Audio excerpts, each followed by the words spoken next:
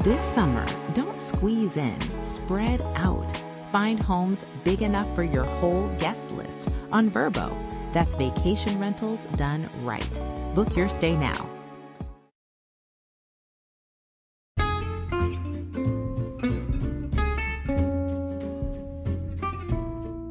Hello, and welcome to It's a Fandom Thing. I'm your host, Erin Marlowe, and each week I'm joined by a panel of guests to discuss all things fandom and pop culture, primarily from a female perspective. You'll find everything from fanfic to cosplay to Schitt's Creek to Supernatural and everything in between. So put on your favorite piece of fandom merch, set aside that fanfic that you're writing about your OTP, and sit back and enjoy this week's episode.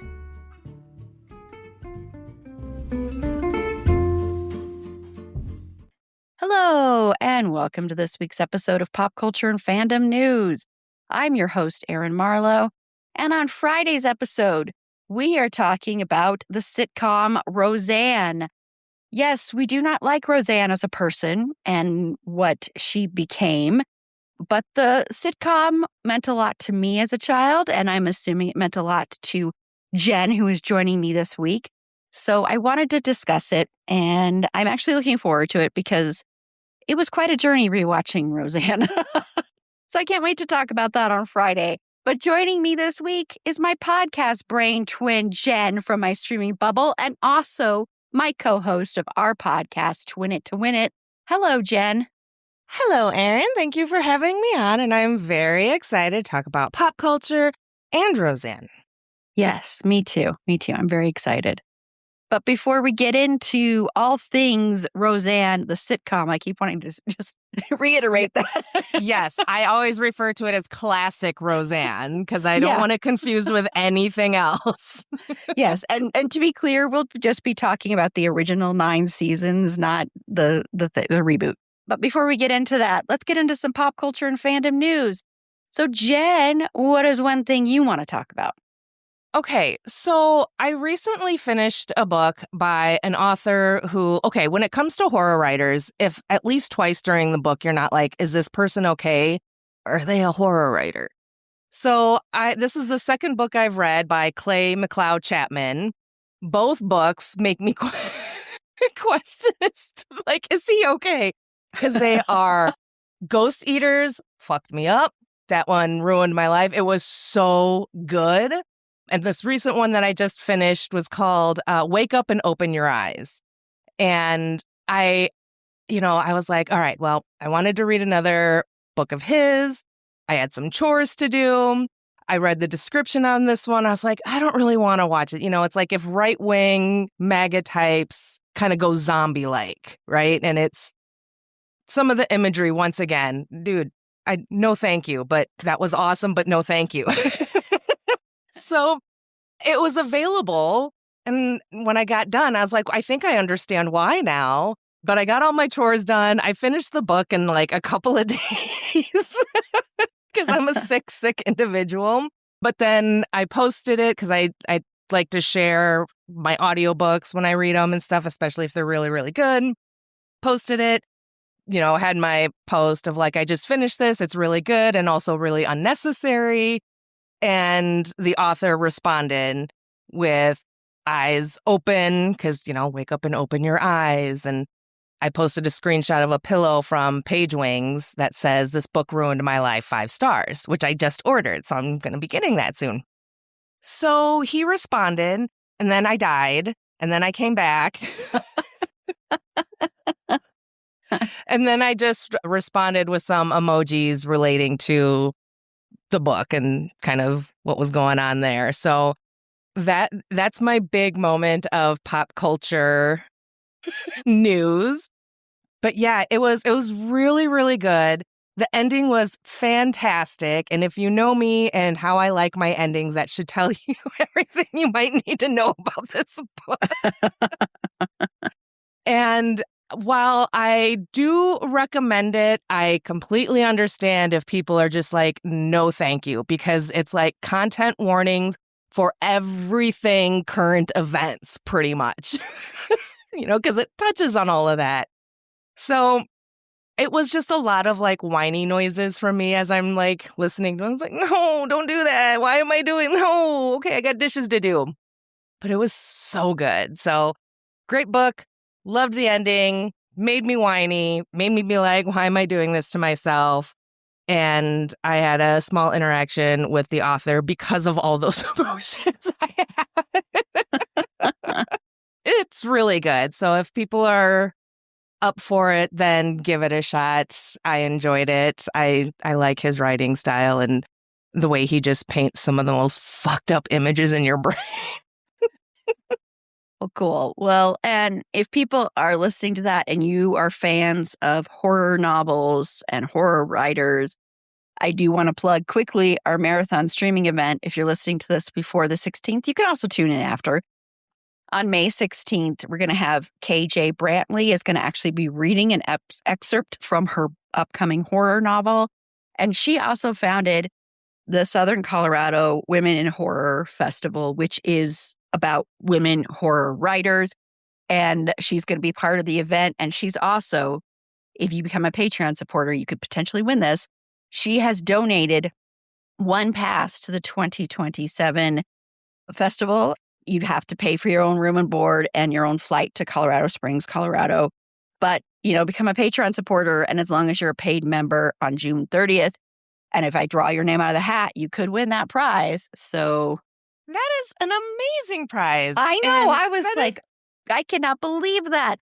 And she's a really, really cool person. And I'm really happy to have her taking part in the event. And she'll probably be part of our horror trivia event too in October. So cool. Oh, yeah. neat. Yeah. We need to support, more women in horror as well, especially, and the writing part. I don't think that gets talked about at all. So I agree. Yeah. Awesome.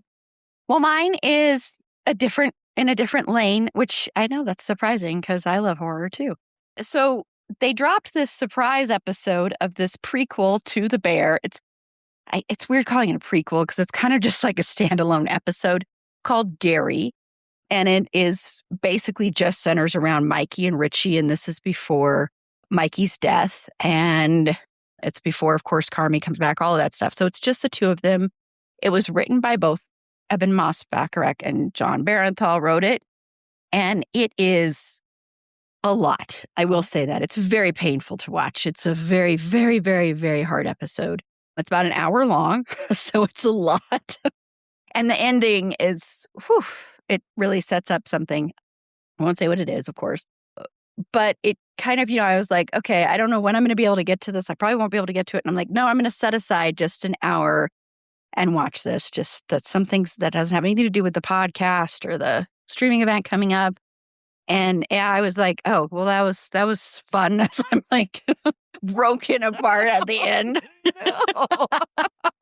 But I think it's a very important episode as far as a look at a different side of Mikey than I think they've shown in this series before. Because I do think a lot of the characters, especially now, put Mikey on such a pedestal and such a I don't know, he's like kind of like this mythical figure almost. Yeah.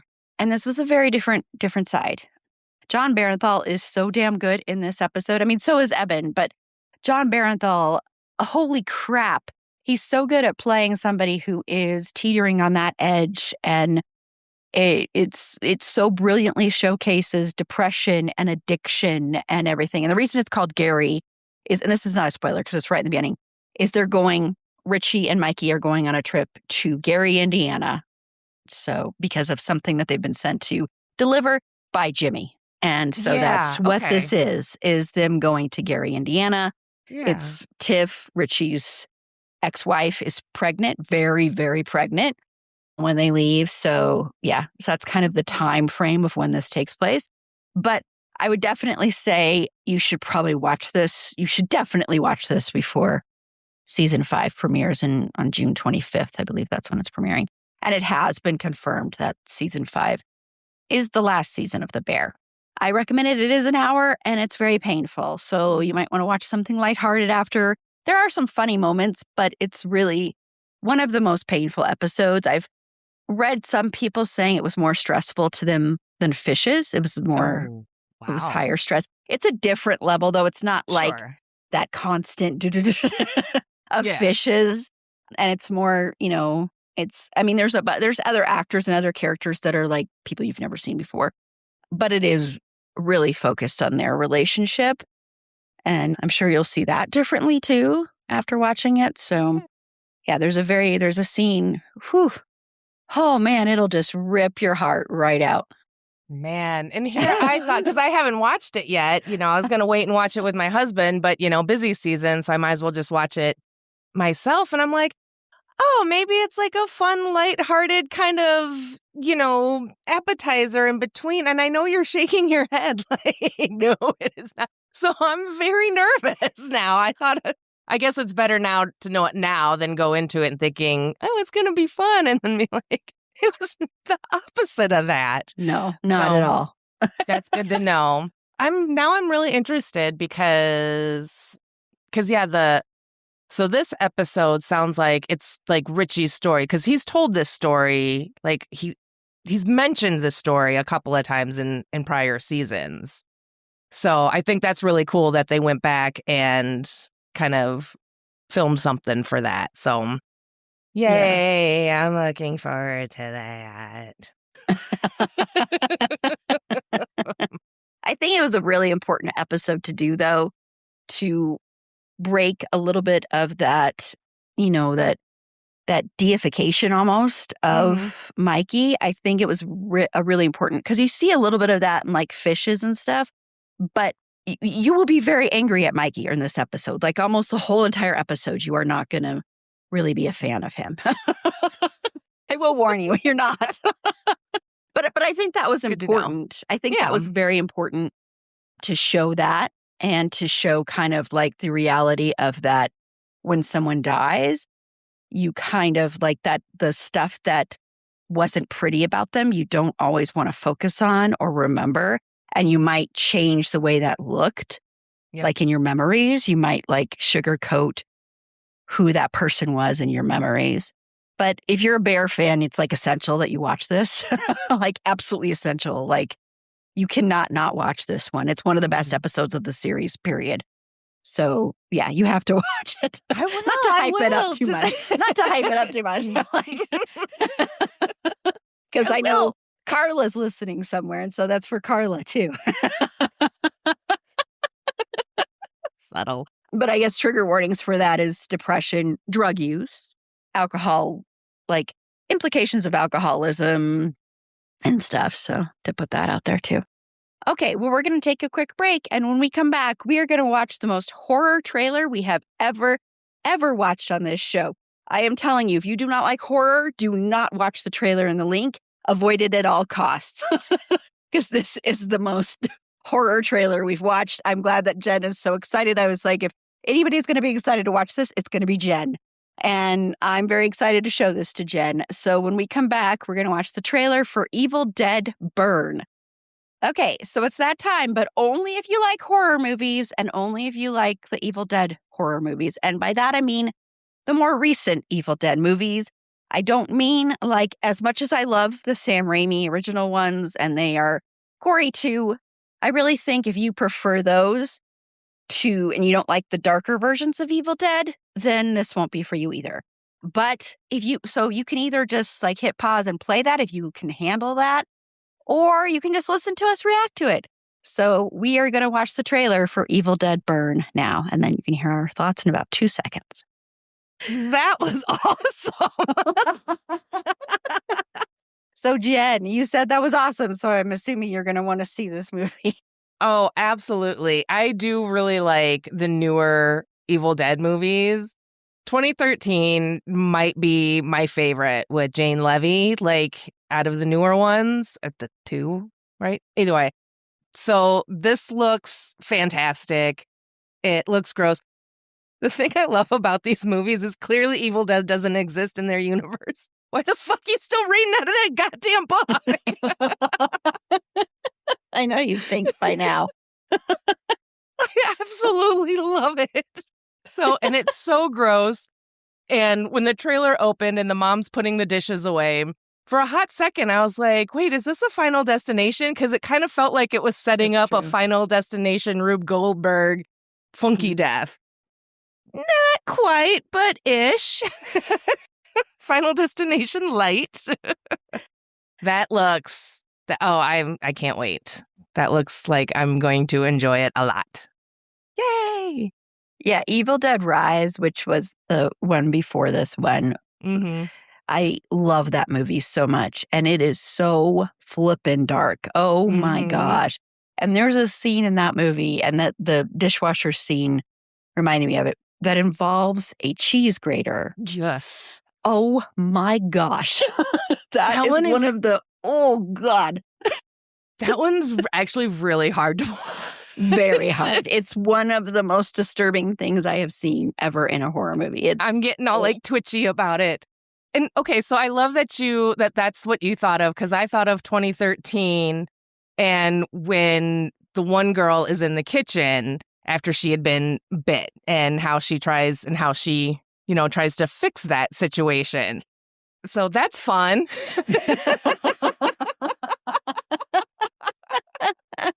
Yeah, I said this to my sister, and my sister's like, see, Mom was right. You never, ever put silverware up like that in the dishwasher. Because that's what happens. The second you saw that, I was like, I know something's going to happen with those. I mean, why would they show that? It's got to be something.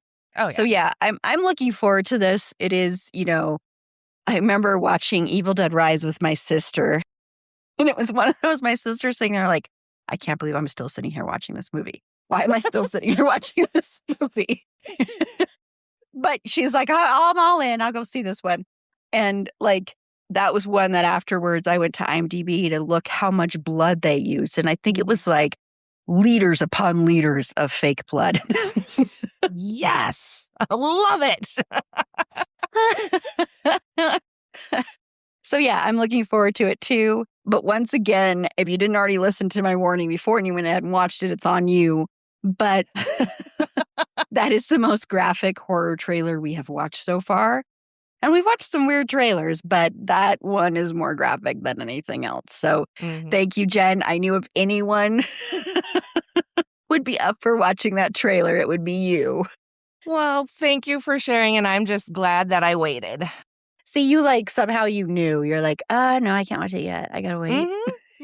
Yeah. Something stopped me. I don't know what it was. I found this weird book at the library, and it was, so I opened it. It's like all in Latin, and I was like, no. Oh, that would be funny. Well, I guess it wouldn't be funny, but I should do that for like Halloween, or maybe like next April Fool's. I should make like a little Book of the Dead and like stick it on like in the nonfiction area. Oh, man. Okay, well, we're going to take another quick break. And when we come back, we're going to talk about something good that has to do with AI, as far as like new rules that the Oscars have instilled. There's a lot of new rules, actually, that the Oscars have done that are really good. But I want to talk about the AI ones. And I want to say the Golden Globes came out with some AI rules, and they're kind of the opposite in a way. They kind of hinted, well, maybe, I don't know, we'll analyze it. But anyway, we're not going to focus on that. We're going to focus on the Oscars actually doing something pretty cool. So we'll be right back. Okay, so the Oscars recently released some new rule changes, and some of them included AI rule changes. So for acting categories, only roles credited in the film's legal billing and demonstrably performed by humans with their consent will be considered eligible. They also said in the writing categories, so this is from Variety, in the writing categories, the rules now formally codify that screenplays must be human-authored to qualify. The organization emphasized that while its rules continue to evolve alongside technology, its commitment to human artistry remains unchanged. So bravo to you for coming up with these rules, because this is very important, especially when so many flippin' actors are coming out like, oh, we're just going to jump aboard the AI train. Yes, you and Reese Witherspoon, Sandra Bullock, all these people coming out, disappointing me left and right. Mm-hmm. Yep. So, Jen, why do you think this is so important? Well, for maybe like the more obvious reasons, right? I mean, it's acting like AI is not a performance. It's bullshit. And it's terrifying in that there's no soul, there's no emotions. How are you going to give an award to someone that doesn't exist and praise them for something that they didn't actually do because they don't fucking exist?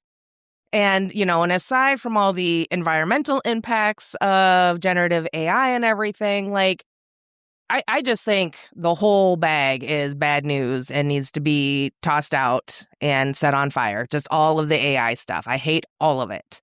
So I'm glad that the Academy's like putting up, like having these rules and in a way, like not putting a stop to it, but being like, look, we're not on board with this. And I think that's awesome. And I think that is quite the bold, brave move for a mega company in 2026. That's so brave, you guys.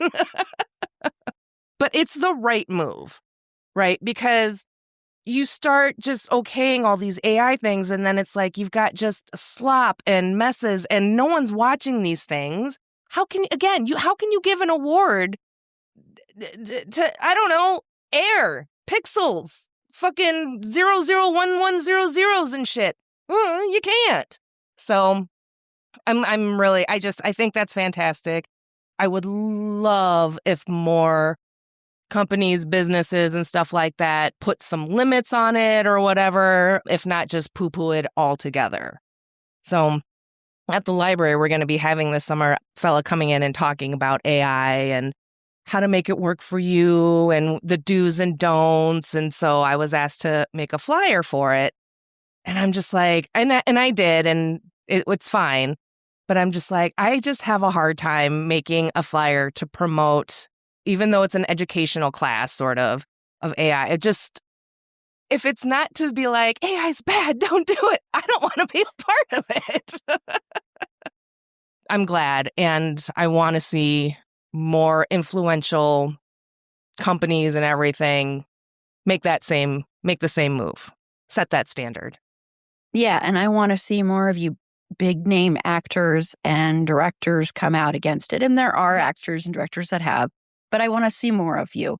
I unfollowed so many people that liked that latest Reese Witherspoon thing. I had unfollowed her a while ago, but I went to her post to see how many actors liked that post about her with her fake book club story about talking to her book club about AI, and only a few people liked it and a few people didn't understand. I'm like, whatever. Just tell everybody you're selling this and go move on, because that's what you're doing. You've sold out. You've sold your soul, basically. So, just get on with it. And so I unfollowed some actors that liked that. Like, I can't remember who they were now, but I was just like, unfollow. But then, like, you'll have actors like, because I saw a reaction video from someone to that. And one of the actors that liked that is Martha Plimpton, who, if you don't know who that is, she was bigger in the 80s and 90s. So I was like, cool, I can keep following you and liking you, which it didn't surprise me that she liked that. But then, it's like hearing so many people that it's so disappointing when some people come out in favor of it, or like, we just need to understand it. And I'm like, no, we don't. Okay. Because not only is it destroying it, could it destroy your art form, but it's literally going to destroy the earth. It's literally already destroying people's environments, destroying water. It's just like nobody's going to have access to water because of these stupid data centers. And that's already fucking happening. I mean, it's so aggravating to me, but that's because they live in their own little privileged bubble and they don't care because they feel they're protected from it. It's going to get you eventually too. It's not going to, spare you because it just won't. And there was a recent John Oliver thing where he talked about AI, and he talked about another side of AI that is so flippin' scary, talking about people that are talking to the chat GPT things and how it is like it's really dangerous what it has done. I mean, for people. Mm-hmm. That Reese Witherspoon thing was so flippin', it pissed me off so much. I wanted to just, oh my gosh, I was so pissed off about that. And the fact that people were like liking it and responding positively, and everybody's response is always like, well, we can't do anything about it. We might as well try and embrace it. The only reason you can't do anything about it is because you're not doing anything about it. Exactly. You can do stuff about it. Like doing this, like the thing with writing too, is like writing is such a personal thing. Mm-hmm. It's one of those things that, movies are a very collaborative thing, but the script process, the writing a script is actually a very solitary thing. That's one of the few solitary parts, but it's a very personal process, writing is. Mm-hmm. And so if you were to put AI into that, that takes out humanity, it takes out the personal side of it, and you're just going to make slop that has no resonance whatsoever. So screw Yep. AI, but Yep. I'm very, very happy that the Academy did this because I don't often praise them because they make mistake after mistake after mistake, but they actually did this was great. They also, and I know people might think this is not a good rule, but this is a good rule because this will help eliminate category fraud. They have changed it so that an actor can be nominated for multiple roles. And the reason this helps is that a lot of times when you see category fraud happen, where it's a lead performance, but it's being nominated supporting, that's because that actor has another performance that same year. And they're like, oh, okay, so that'll be easier to do in that. And they aren't allowed to have double nominations in the same category. Gotcha. So they've made some really, really great changes this year. So applause to you. I can continue to enjoy the Oscars. Just this once. No. I'm an Oscar geek, and I know the award shows have problems galore, but I can't help it. It's like my thing. And I also wanted to add real quick, because, with the environmental impacts and everything, I was thinking about this the other day, and I'm like, there are people out there, like millions of people out there that were not raised to shut the water off when you brush your teeth, and it fucking shows. We were always told, we were raised, you don't just leave the water running when you're brushing your teeth. You do what you got to do. You shut it off. And it's like, because you didn't want to waste water. You had to conserve water. And this was in the 90s. We were conserving water. And now everyone's like, fuck it. Like, who needs water? Like, they're just going to burn everything down. And so it drives me nuts. When did we go from shut the water off when you brush your teeth to let's build data centers and let's push generative AI and let's just kill everything? And then when you were talking about writing and how it's a personal thing, I have to mention that a while ago, and I can't remember if it was on your podcast or mine, but I had read most of this book called ADHD in Badass Women or Smartass Women or something. And I loved it. I didn't finish it. The book, she says you can kind of jump around and read different chapters. It's kind of written for the ADHD brain in that sense. So it became available again. I picked up where I left off. I checked it out from the library.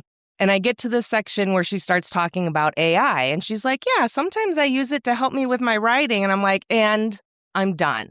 So I take back that book recommendation, ADHD for Smartass Women or something like. It's a pink cover. I don't even remember the author now.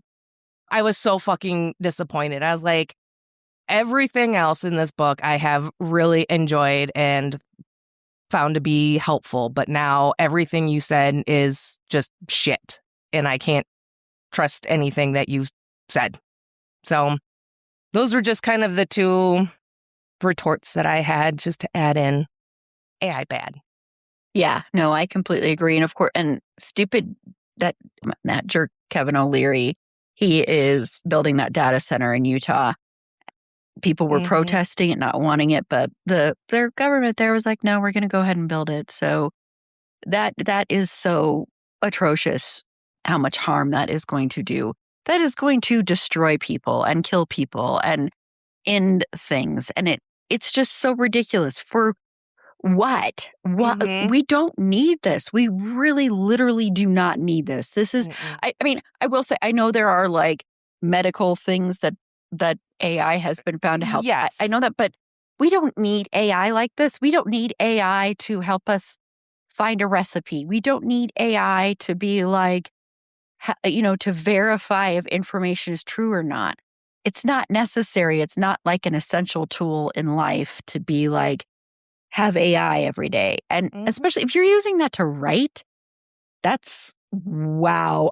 I mean, I can, it's not the same thing at all. Like going to other people and going, well, how would you put this? Or having people look at it. That's different than saying, so AI, how should I write this? I mean, we're already like here in Colorado, we had we're in such a severe drought right now. And it's so aggravating to me that where I live, the HOA decides to turn on the sprinkler system. And I'm like, dude, we are like, there's water restrictions everywhere around here, but people keep ignoring them. And like, you can tell, like the people that have those really green lawns and then the people that have like the dead lawns are listening. And it's like, seriously, people, we're going to have like, I'm so dreading our fire season here because I know people on the 4th of July aren't going to listen and they're going to set off fireworks and there's going to be fires everywhere. So it's just, those things are already happening. And then if you add on top of that a data center, it's just like, it's so scary to me, but we never learn. We're so stupid. We're just determined to destroy ourselves. Yep. We're the worst thing that we've ever created. Humans are the worst. We're terrible. Everything we touch fucking turns to shit.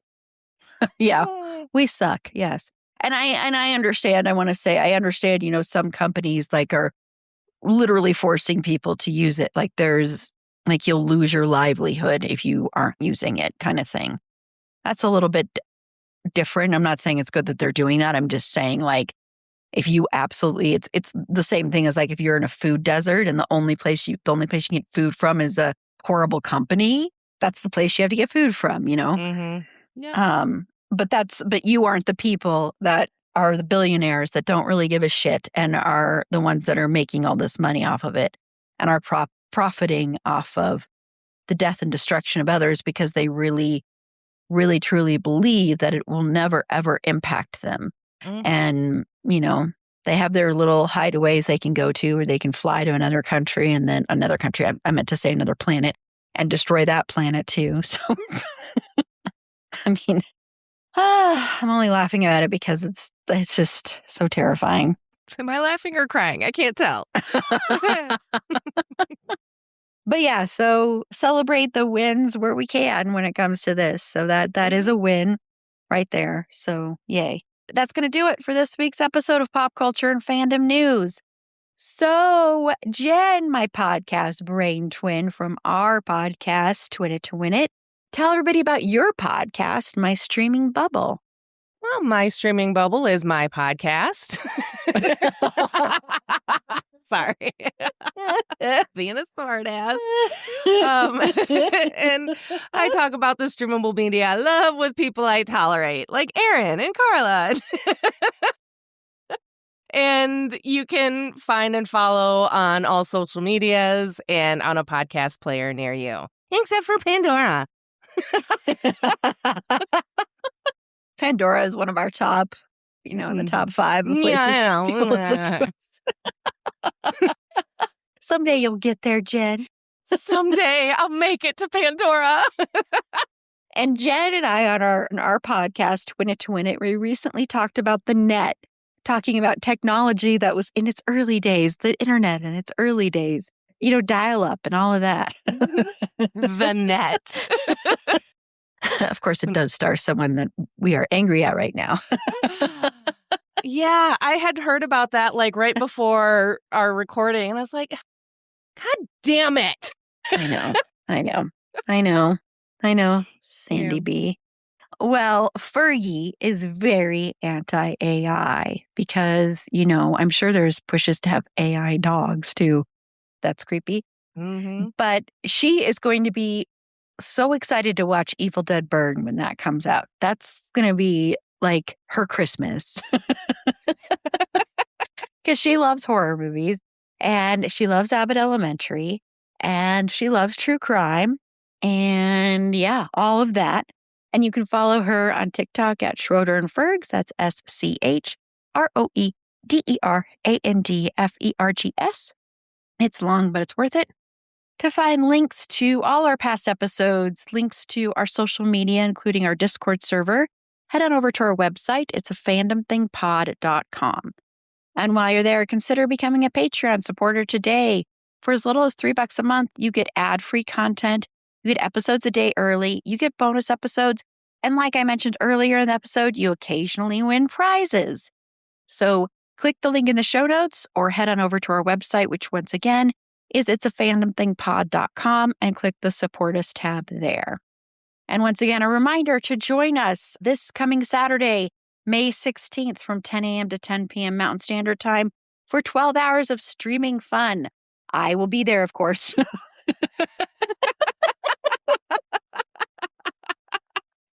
I hope so. I'm not going to be there. Michael's hosting. Michael's taking over for me. He won't be saying much, but he'll be there. It's going to be a real quiet podcast. Jenn will be there. Carla will be there. Lots of amazing, amazing people will be there. Some people that it's their first time on, like KJ Brantley and Ryan, who has been on podcast episodes, but Ryan from Soundtrack Your Life will be on. We're going to have 2 trivia sessions, 2 trivia segments. We're going to give away our Fandom Choice Awards. We are going to have 2 Christian Bale segments. Yes, we're going to have the Great Christian Bale debate with Eric from Great Pop Culture Debate, who actually also, this is his first time on our marathon streaming event. And then we're also going to have a belated birthday celebration. Christian isn't here. I can say birthday, okay, Christian? Belated birthday celebration for Christian as well. So it'll be a ton of fun. Head on over to our YouTube. Bookmark that there. You can also find the link on our website. It's a fandomthingpod.com. And on Friday, Jenn and I are going to Lanford, Illinois to talk about Roseanne, the sitcom. Classic Roseanne. Classic Roseanne. And only the first 9 seasons. We're not going to talk about the reboot. So until next time, remember, it's a fandom thing. Black Lives Matter, Stop Asian Hate, and Free Palestine.